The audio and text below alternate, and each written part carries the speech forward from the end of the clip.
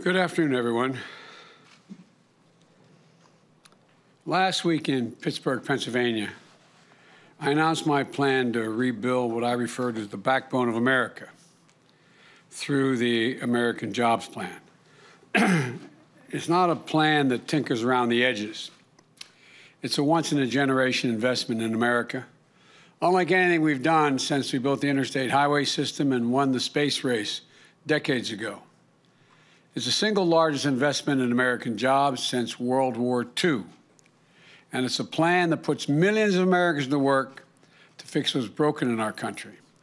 Tens of thousands of miles of roads and highways, thousands of bridges in desperate need of repair. But it also is a blueprint for infrastructure needed for tomorrow, not just yesterday, tomorrow. For American jobs, for American competitiveness. Last week, I said that once Congress is back from recess, I'd get to work right away because we have no time to lose. So here we are. Democrats and Republicans will have ideas about what they like and what they don't like about our plan. That's a good thing. That's the American way. That's the way democracy works. Debate is welcome. Compromise is inevitable. Changes are certain. In the next few weeks, the Vice President and I will be meeting with Republicans and Democrats to hear from everyone. And we'll be listening. We'll be open to good ideas and good faith negotiations. But here's what we won't be open to. We will not be open to doing nothing. Inaction simply is not an option. Now, since I announced this plan, I've heard from my Republican friends say that many of them say it's too big. They say, why not focus on traditional infrastructure? Fix what we've already got, the roads and the highways that exist and the bridges. I'm happy to have that debate. But I want to tell you my view. We are America. We don't just fix for today. We build for tomorrow. 200 years ago, trains weren't traditional infrastructure either, until America made a choice to lay down tracks across the country. Highways weren't traditional infrastructure until we allowed ourselves to imagine that roads could connect our nation across state lines. The idea of infrastructure has always evolved to meet the aspirations of the American people and their needs. And it's evolving again today. We need to start seeing infrastructure through its effect on the lives of working people in America. What is the foundation today that they need to carve out their place in the middle class, to make it, to live, to go to work, to raise their families with dignity, to ensure that good jobs will be there for their kids, no matter who they are or what zip code they live in? That's what infrastructure means in the 21st century. It still depends on roads and bridges, ports and airports, rail and mass transit. But it also depends on having reliable, high-speed internet in every home. Because today's high-speed internet is infrastructure. It depends on the electric grid, a grid that won't collapse in a winter storm or be compromised by hackers at home or abroad.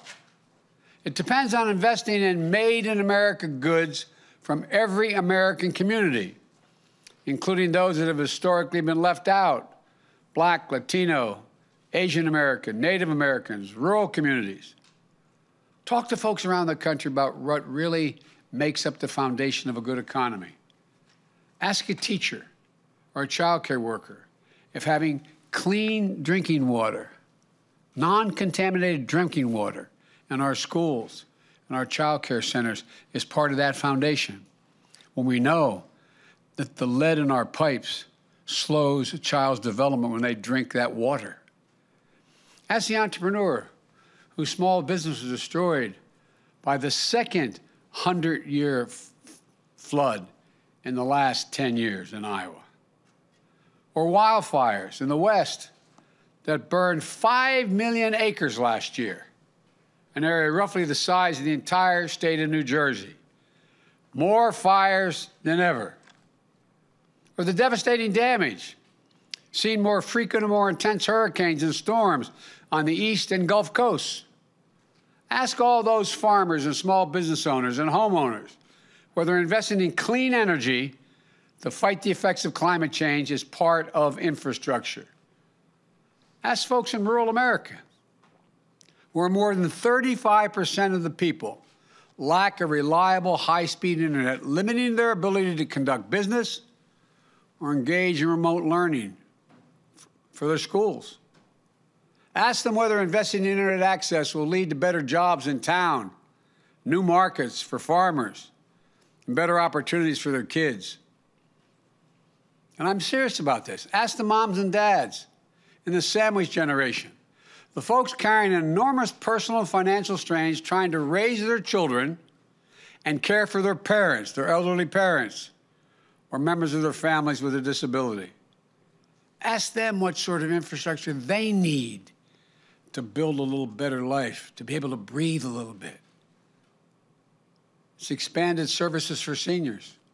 It's home care workers who go in and cook their meal, help them get around and live independently in their home, allowing them to stay in their homes, and I might add, saving Medicaid hundreds of millions of dollars in the process.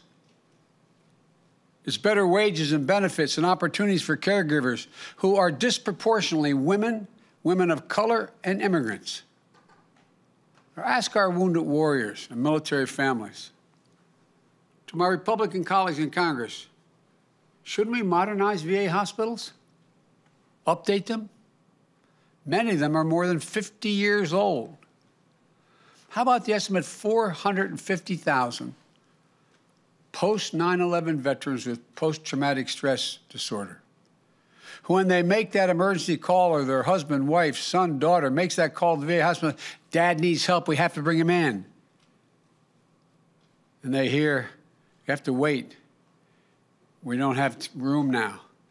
Come back, call me back in 8 days, 10 days, 12 days. Look at the more suicides in the military than people getting shot.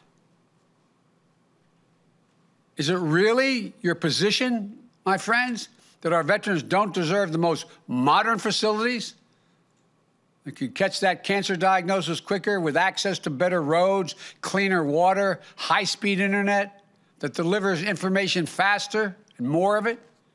Above all, infrastructure is about meeting the needs of a nation and putting Americans to work and being able to do and get paid for having good jobs. Plumbers and pipe fitters, replacing those literally thousands of miles of dangerous lead pipes. They're still out there. Everybody remembers what happened in Flint. There's hundreds of Flints all across America. How many of you know when you send your child to school, the fountain they're drinking out of is not fed by a lead pipe? How many of you know the school your child is in still has asbestos in the walls and lacks the ventilation? Is that not infrastructure? Line workers and electricians laying transmission lines for a modern grid, providing over 500,000 charging stations on the highways we are going to build to accommodate electric vehicles so we can own the future. Construction workers and engineers building modern hospitals and homes for American families. Healthcare workers, steel workers, folks who work in the cutting-edge labs. Nearly 90% of the infrastructure jobs created by our American Jobs Plan can be filled by people who don't have a college degree. 75% don't need an associate's degree. As I said last week, this is a blue-collar blueprint for increasing opportunity for the American people. It also includes the biggest investment in non-defense research and development on record. I promise you, it's not part of my speech, but I promise you, you're all going to be reporting over the next 6 to 8 months how China and the rest of the world is racing ahead of us in the investments they have in the future, attempting to own the future, the technology, quantum computing, investing significant amounts of money in dealing with cancer and Alzheimer's. That's the infrastructure of a nation. There's a new book out about how we've fallen behind. America is no longer the leader of the world because we're not investing. It used to be we invested almost 2.7% of our GDP in infrastructure. Now it's about 0.7%. When we were investing it, we were the leader in the world. I don't know why we don't get this. One of a few major economies in the world whose public investment in research and development has declined as a percentage of GDP in the last 25 years. Declined. The United States of America, that led the world. Why does this matter? Investing in research and development helped lead to lithium batteries, LED technology, the internet itself. It helped lead to vaccine breakthroughs that are helping us beat COVID-19, to the Human Genome Project, which has led to breakthroughs in how we understand and fight cancer and other diseases. Government, meaning the taxpayers, funded this research. Government. When we stop investing in research, we stop investing in the jobs of the future, and we give up leading the world. When we do invest in research, what we're really doing is raising the bar on what we can imagine. Imagine a world where you and your family can travel coast to coast without a single tank of gas, or in a high-speed train, close to as fast as you can go across the country in a plane. Imagine your children growing up to work in innovation, good-paying jobs in fields that haven't even been invented yet, like the parents of every computer programmer, every graphic designer, every renewable energy worker once did, imagined. We invest today so that these jobs will be here in America tomorrow. So America can lead the world as is historically done. That's why I brought back scientists into the White House. We need to think. Look, do we think the rest of the world is waiting around? We're not going to make those kind of investments the rest of the world is saying. Take a look. Do you think China is waiting around to invest in this digital infrastructure or in research and development? I promise you, they are not waiting.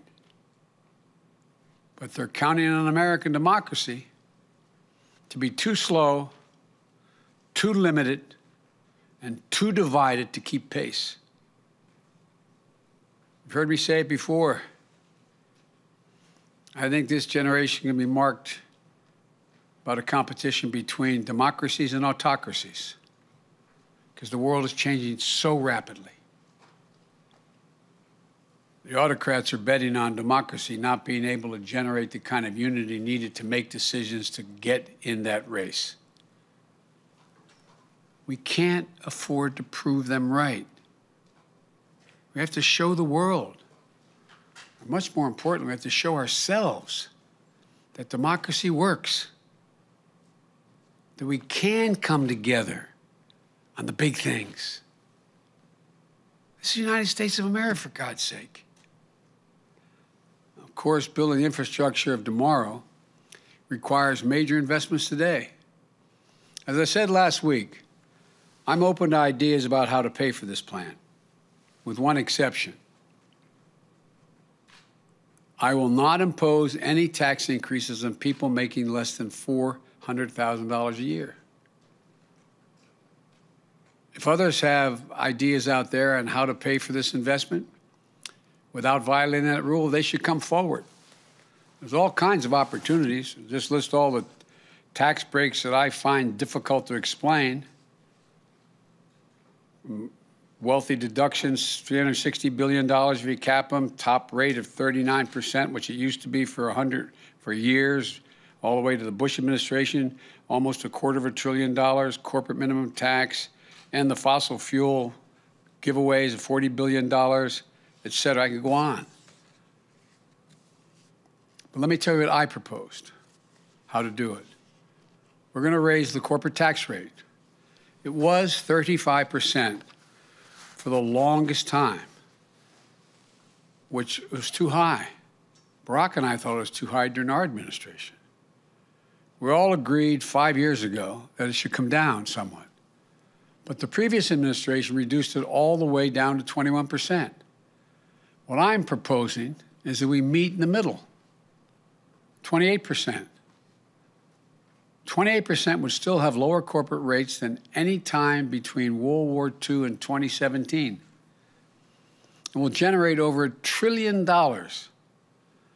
in taxes over 15 years. New independent study put out last week found that at least 55 of our largest corporations use the various loopholes to pay zero federal income tax in 2020. It's just not fair. It's not fair to the rest of the American taxpayers. We're going to try to put an end to this. Not fleece them, 28%. If you're a mom and dad, a cop, firefighter, police officer, et cetera, you're paying close to that in your income tax. I've also proposed the global minimum tax, which is being proposed around the world for U.S. corporations at 21%. Let me tell you what that means. It means that companies aren't going to be able to hide their income in places like the Cayman Islands and Bermuda, in tax havens. We're going to also eliminate deductions used by corporations for offshoring jobs and shifting assets overseas. They offshore the jobs, shift the assets overseas, and then don't have to pay taxes on all they make there. And we'll significantly ramp up IRS enforcement against corporations and the super wealthy who either fail to report their income or underreport it. Estimated that would raise tens of billions of dollars. It adds up to more than what I proposed in just 15 years. It's honest, it's fair, it's fiscally responsible, and it pays for what we need and reduces the debt over the long haul. And by the way, I didn't hear any of our friends who were criticizing this plan say that the corporate tax cut, which added $2 trillion of the debt, the Trump tax cut, $1.9 trillion in debt, wasn't paid for, the vast majority of which went to the top 1% of the wage earners. I didn't hear anybody hollering in this recovery, the so-called, before I became president, this K-shaped recovery, where billionaires made $300 billion more during this period. Where's the outrage there? I'm not trying to punish anybody, but damn it. Maybe it's because I come from a middle-class neighborhood. I'm sick and tired of ordinary people being fleeced. Let me close by saying this. Whatever partisan divisions there are around other issues, there don't have to be around this one. The divisions of the moment shouldn't stop us from doing the right thing for the future. These aren't Republican bridges, Democratic airports, Republican hospitals, or Democratic power grid. Think of the Transcontinental Railroad, the interstate highway system, or the space race. We're one nation, united and connected. As I said last week, I'm going to bring Republicans to the White House. I invite them to come. We'll have good faith negotiations, and any Republican who wants to get this done, I invite them. We have to get these things done. We're at an inflection point in American democracy. This is a moment where we prove whether or not democracy can deliver, whether it can lay the foundation for an economy built from the bottom up and the middle out, not trickle-down economics from the very top. Whether it can lay a good foundation for good jobs in a 21st century economy. I tell the kids, the young people who work for me, told my kids, when I go on college campuses, they're going to see more change in the next 10 years than we've seen in the last 50 years. We're going to talk about commercial aircraft flying at subsonic speeds, supersonic speeds. Be able to figuratively, if we decided to do it, traverse the world in about an hour, travel 21,000 miles an hour. So much is changing. We have got to lead it. I believe democracy can come through when the American people come together. We saw it in the American Rescue Plan. We're seeing it with the Jobs Plan. The American Rescue Plan, which got so badly criticized, how many of my Republican colleagues you've seen gone on your stations or your newspapers and say, boy, people in my state really like it? Because it would be improper, I haven't asked permission. The number of Republicans and Democrats who were hesitant have called me saying, God, this really works. Overwhelming majority of the American people, Democrats, Republicans, Independents, support infrastructure investments that meets the moment. So I urge the Congress, listen to your constituents, and together we can lay a foundation for an economy that works for everyone and allows America to remain the world leader. When we do that, I believe, as I said last week, that in 50 years from now, when people look back, they'll say, this was the moment together that we won America's future. I really believe that. Thank you all. May God bless you, and may God protect our troops. Thank you. Mr. President, are you willing to go lower than the 28% corporate tax rate? I'm willing to listen to that. I'm wide open to, but we got to pay for this. We got to pay. There's many other ways we can do it, but I'm willing to negotiate that. I've come forward with the best, most rational way, in my view, the fairest way to pay for it. But there are many other ways as well, and I'm open. Will you have failed on your promise of bipartisanship if you don't get Republicans on board with this plan? Your first plan passed along party lines. Look, what I said was I would try to work with my friends on the other side. There are things we're working on together, some of which we passed and some we will pass. But the last plan, I laid out what was available, what I was suggesting, and how I deal with it. And a bipartisan group came to see me. And then the Republican group came to see me. And they started off at $600 billion, and that was it. If they'd come forward with a plan that did the bulk of it, it was $1.3 billion or $4, 2 or 3, that allowed me to have pieces of all that was in there, I would have been prepared to compromise. But they didn't. They didn't move an inch. Not an inch. But for example, I am dealing with a bipartisan group that came to see me. Now it's about, what, 3-4 weeks ago when they came about computer chips and they said, look, we have to have our own supply. We have to work together. We're working on that. Chuck Schumer and I think McConnell are about to introduce a bill along those lines. So I'm prepared to work. I really am.